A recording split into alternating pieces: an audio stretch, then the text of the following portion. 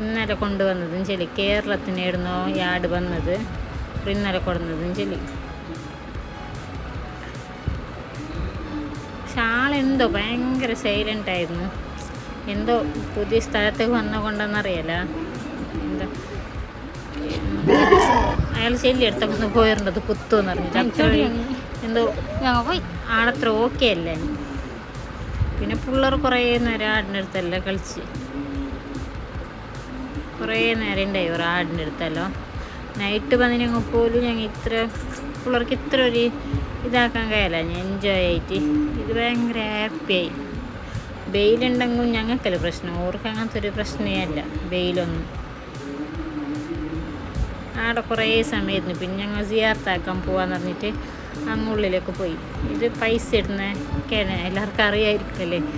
ഇത് മോനിക്ക് എപ്പോൾ ഇവിടെ വന്നെങ്കിൽ ചില്ലറ പൈസ പറക്കിയിട്ട് ഇടണം. അത് ഓർക്ക് ഓരോ ആശയല്ലേ. അങ്ങനെ അവൻ എൻ്റെ ഉള്ള പേഴ്സിലുള്ള പൈസ എല്ലാം എടുത്തിട്ട് അതിലേക്ക് ഇടുന്നേണ്ടായി.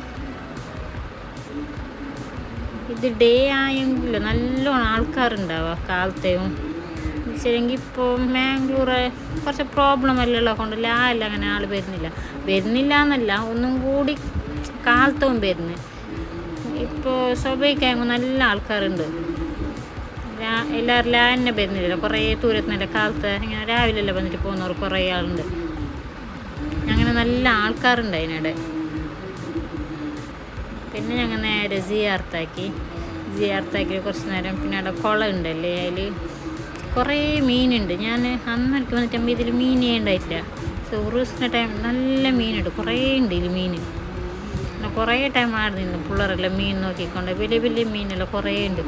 ഇത് അങ്ങനെ ഞങ്ങൾക്ക് ഡേ വന്ന കൊണ്ട് ലൈറ്റിങ്സ് അതെന്തൊന്നും കാണാൻ കിട്ടിയിട്ടില്ല. നൈറ്റല്ല, അതെല്ലാം ഒരു പൊൽസ് നല്ലോണം ലൈറ്റിങ്സിലായിട്ട് പിള്ളേർക്കായും കാണാൻ.